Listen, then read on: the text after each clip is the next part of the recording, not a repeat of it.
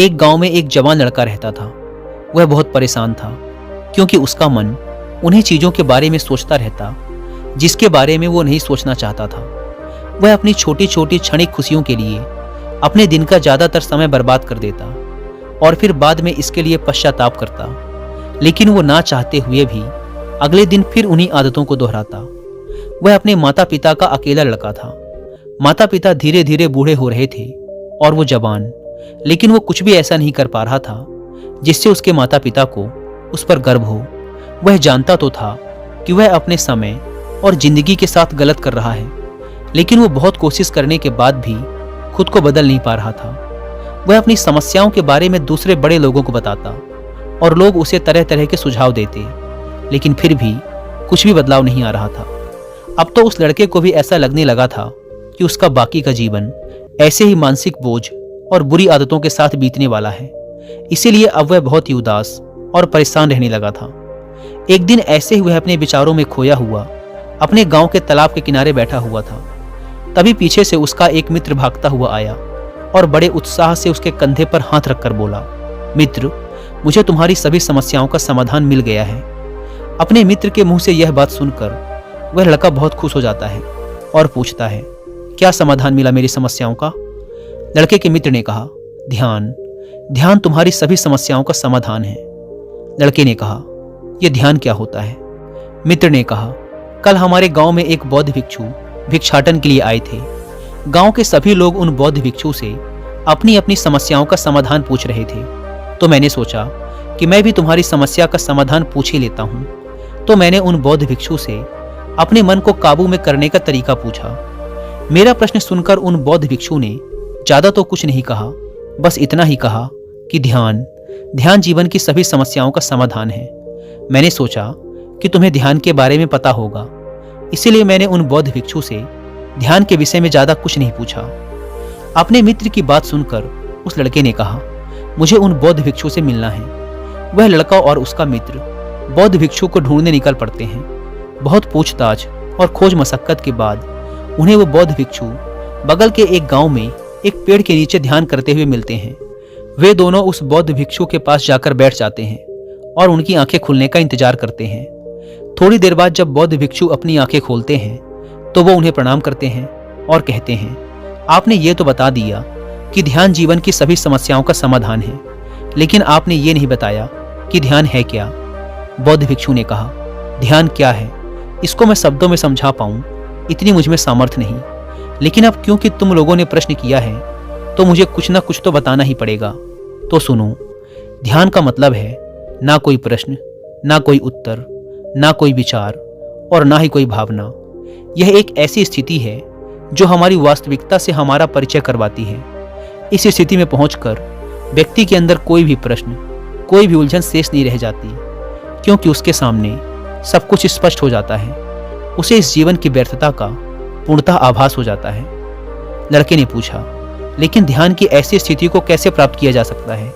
बौद्ध भिक्षु ने कहा, ध्यान करना बहुत आसान है। क्या तुम्हें बैठना आता है? लड़के ने कहा, हाँ, मैं बैठ सकता हूँ। बौद्ध भिक्षु ने कहा, कितनी देर तक बैठ सकते हो? लड़के ने कहा, ऐसे तो कभी आजमाया नहीं, लेकिन जितनी देर तक चाहूँ उतनी देर तक बैठ सकता हूँ। बौद्ध भिक्षु ने कहा, रोज 1 घंटा आंख बंद करके सीधा बैठना है। लड़के ने पूछा, कब और कहाँ बैठना है? बौद्ध भिक्षु ने कहा, कभी भी और कहीं भी, बस जगह शांत और एकांत होनी चाहिए। लड़के ने फिर प्रश्न किया, मेरे मन के ये गंदे विचार और मेरी बुरी आदतें कितने दिन में छूट जाएंगी?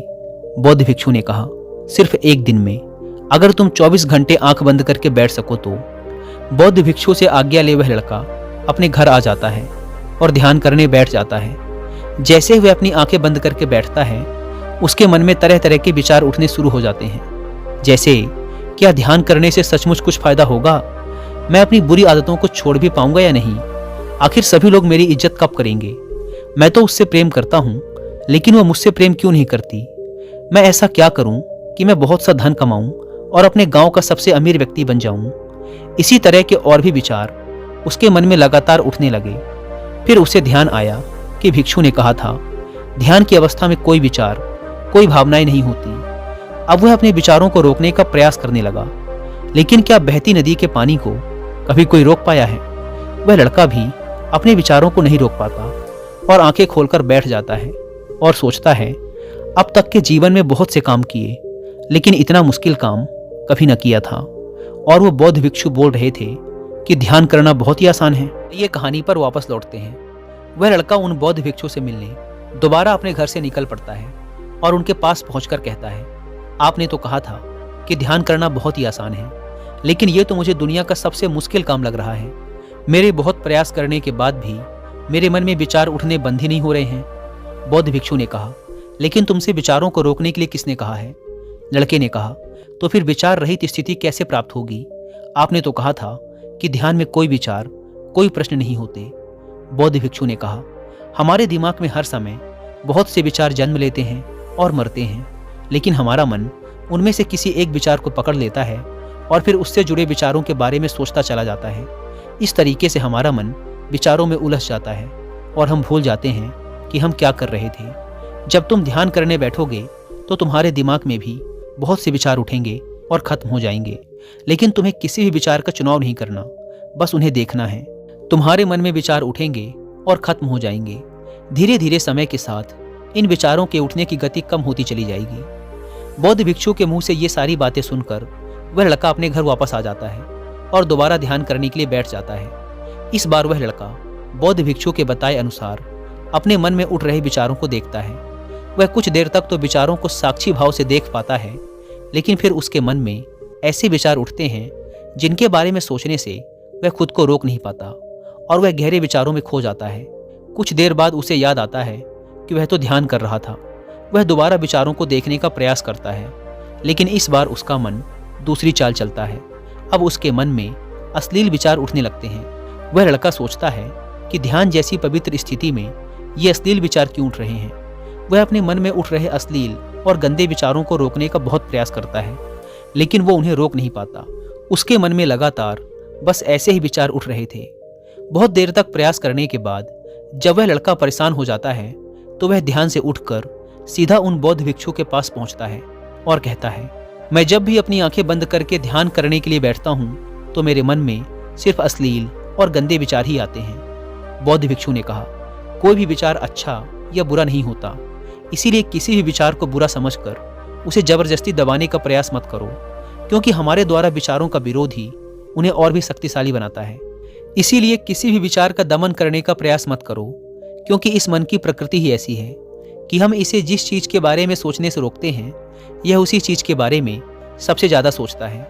इसीलिए तुम्हारा विचारों को रोकने का प्रयास व्यर्थ है, और जिन विचारों को तुम गंदे व अश्लील विचार कह रहे हो, वो विचार भी तुम्हारे जीवन का एक हिस्सा है। इंसानी जीवन को आगे बढ़ाने के लिए इन विचारों का उठना भी जरूरी है। एक बात हमेशा याद रखना कि जीवन में हम जिस भी चीज को अस्वीकार करते हैं, हमारा मन उसी चीज में सबसे ज्यादा रस देने लगता है। इसीलिए जीवन की किसी भी सच्चाई को नजरअंदाज करने का प्रयास मत करो। हर चीज को स्वीकारो, तभी तुम उससे मुक्त हो पाओगे। लेकिन इसका मतलब यह नहीं कि तुम हर समय काम वासना के विचारों में ही डूबे रहो। तुम्हें यह समझना होगा कि काम वासना हमारे जीवन का एक छोटा सा हिस्सा मात्र है, पूरा जीवन नहीं। तो जीवन के इस पहलू को भी स्वीकारो और आगे बढ़ो, क्योंकि इस जीवन में इसके आगे भी बहुत कुछ जानने के लिए है। लड़के ने कहा, लेकिन हमारा मन हमारे साथ इतनी चालें क्यों चलता है? क्या हमारा मन ही हमारा शत्रु है? भिक्षु ने कहा, नहीं, मन हमारा शत्रु नहीं है। यह तो बस उन्हीं चीज़ों को अनुभव करना चाहता है जिसमें इसे आराम मिले, आनंद आए। इसीलिए जब हम कोई ऐसा काम करते हैं जिसमें शुरू में ही मन को आनंद नहीं मिलता, तो हमारा मन उस काम का विरोध करता है। बौद्ध भिक्षु ने आगे कहा, अगर तुम अपने मन से बुरे विचारों को खत्म करना चाहते हो तो अपनी आदतों को बदलो।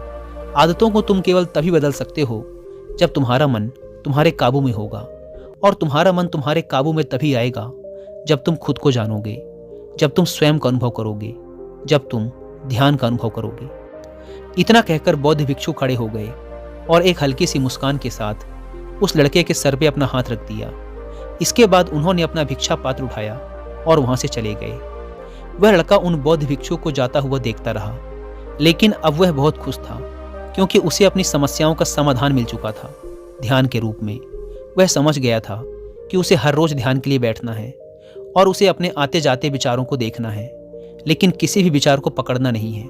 समय के साथ वो विचार खुद ही गायब होते चले जाएंगे। साथ ही वो ये भी समझ गया था कि कोई भी विचार अच्छा या बुरा नहीं होता, विचार सिर्फ एक विचार होता है। इसीलिए विचारों का विरोध करना भी व्यर्थ है।